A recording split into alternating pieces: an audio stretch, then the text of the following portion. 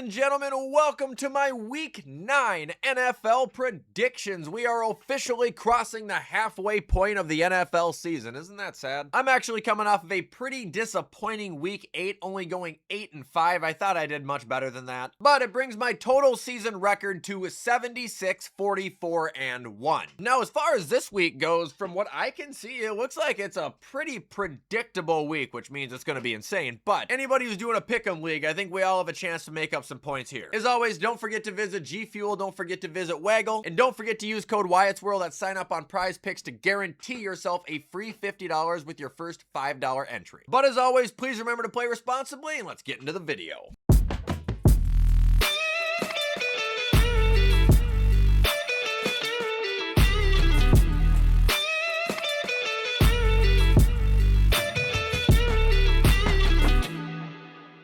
Okay, so kicking off with Thursday Night Football this week, we have Baltimore at Miami, and shockingly, I think this is one of the hardest games to pick this week. Both of these teams have played so bad, but both of these teams, especially with Lamar coming back this week for Baltimore, but these teams have offenses that can just erupt. Both of these teams also have head coaches that are known to make idiotic decisions and cost themselves games too. This is going to be great, to be honest. I'm going to side with Baltimore. I think they're going to come out on top. I think Derrick Henry is going to continue to move the wave. I'm expecting Zay Flowers to absolutely explode with the return of Lamar. I'll take the Ravens in a pretty thrilling 27-24 game.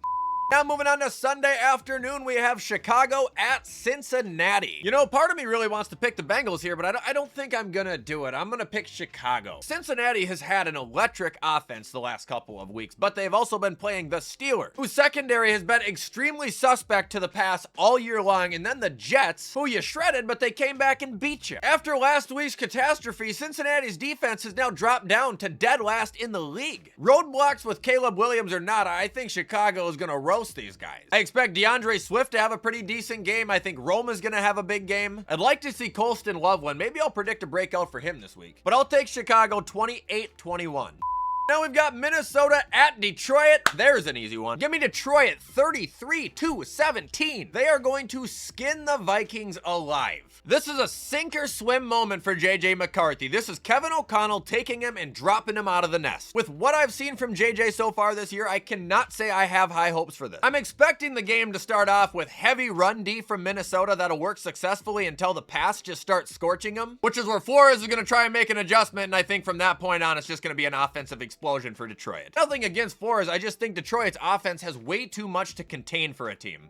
Now we've got the Panthers at the Packers. You know, I gotta start doing these prediction videos on Thursday, I think, because I can't do it with these injuries being so up in the air. Like, I heard yesterday Bryce might practice today. He might not. I don't, you know, it's like, what can I do? I'll be honest, either way, I'm probably going to pick the Packers here, but I do think Bryce Young would affect the score. If assuming Bryce did somehow play, I think the game would be like 24-17 Green Bay. If Andy Dalton starts, I'll go like 27-10 Green Bay. I'm looking for Josh Jacobs to run for over 100 and a touchdown. And I think Tucker Kraft is going to go over 100 again too. He is undeniable.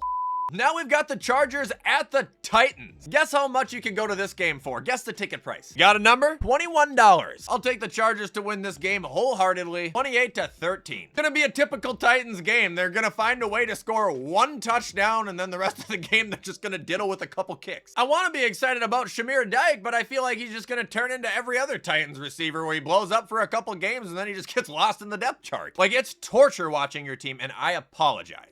Now we've got the Falcons at the Patriots. Patriots are going to win this game 28-3. I'm looking for Drake May to have a generational game here. I'm talking 300 passing yards, 3 touchdowns, over 60 rushing yards, a rushing touchdown. He's then going to get bored. He's going to switch to linebacker. He's going to get 3 sacks, get a pick 6, where he's then going to rip off Bijan Robinson's helmet, place it in the middle of the field, drop his pants, and take a shit in it. Patriots win. Hey, Wyattzworld junkies, it's a 7-1 Fossil back with another pick. I told you that Denver would beat Dallas, and they rammed it right down their throat. Hell, I could have got 56 yards rushing on that defense. It's terrible. I enjoyed some of those comments you guys had. One of you called me a salty old man. I thought that was pretty funny. One of you said I'd be 6-2. You were wrong. One of you said that Dallas, my take on Dak was brain dead. And after that performance, I don't know. One of you said I should give him his flowers. I think that means honor him. Tell you what, a couple more performances like this, they'll be throwing dirt on him, and then I'll throw some flowers on him, okay? This week, trying to pick teams I haven't previously picked or have been involved in picks that I've made. I am looking at that Atlanta-New England game. New England vastly improved. They went from 31st to 10th, I think, this year in offense. 22nd in defense to 9th. The reason being Mike Vrabel. He's a great head coach. He really is. McDaniel's not a good head coach, but a good OC. And then Drake May playing phenomenal. And then on the Atlanta side, Atlanta, they were offensively like 6th in the league last year, and now they're in the middle of it. And defensively, they've improved, though. They've improved to, I think, the number 2 statistical defense in the league. But when they go into New England, New England's red hot. I think Vrabel will have them ready to go again. I think they will stop Atlanta's running game. New England's defense will. I like New England to win this one 27-17. All you Wyattzworld junkies, you have a great week, and I will see you next week.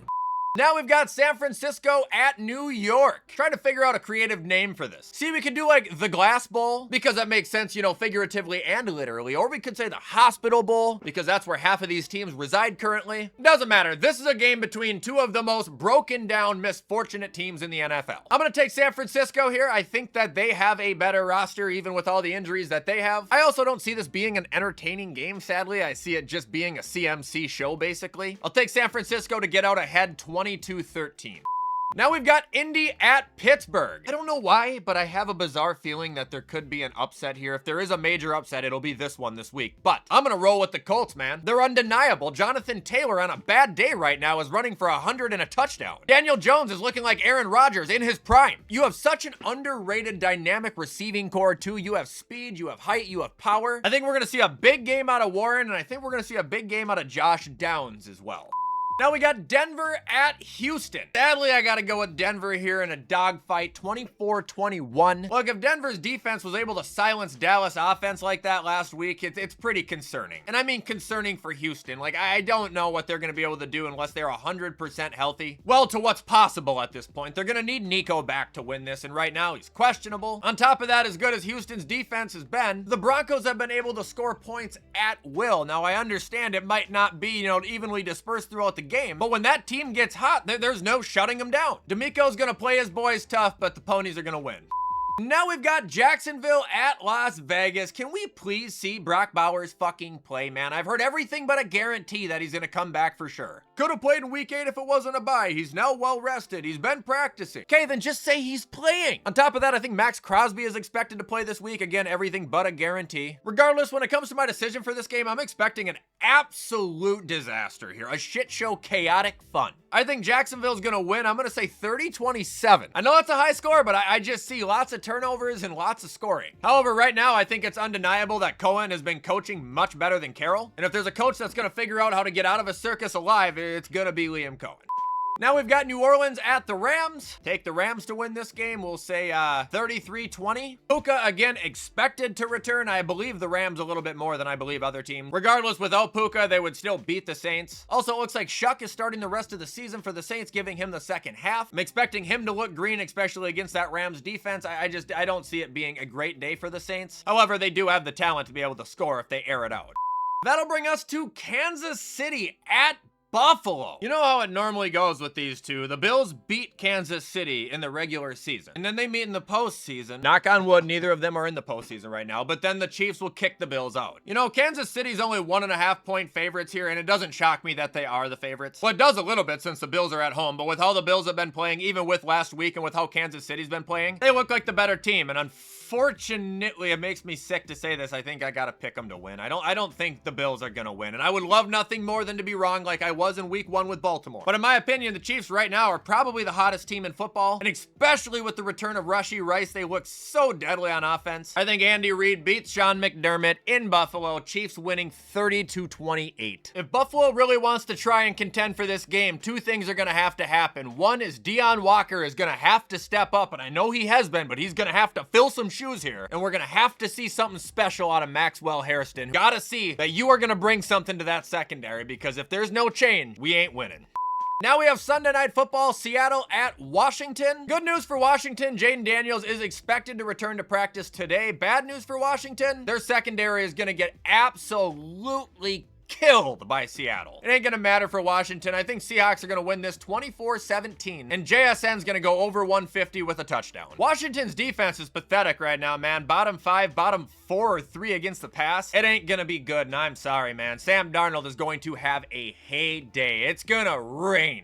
And now moving on to Monday Night Football, we got the Cardinals at the Cowboys. Sweet, man, can't wait to watch Monday Night Raw. I'll take Dallas to win this 30-17. Even with Kyler Murray, you know, expected to come back for Arizona, I don't expect them to win this game. I think they're so vanilla. Their offense is so bland. Trey McBride's good. Marvin's very hit or miss. There's a rumor that they're going to try and get Josh Downs, which I think would be cool, but I don't think they have the spark to keep up with Dallas. Now, I understand Dallas had a rough outing last week, but that was against Denver, a contending team. You know, not the Cardinals, who are contending for a top 5 draft pick at the moment. Dallas spanks them to end week 9.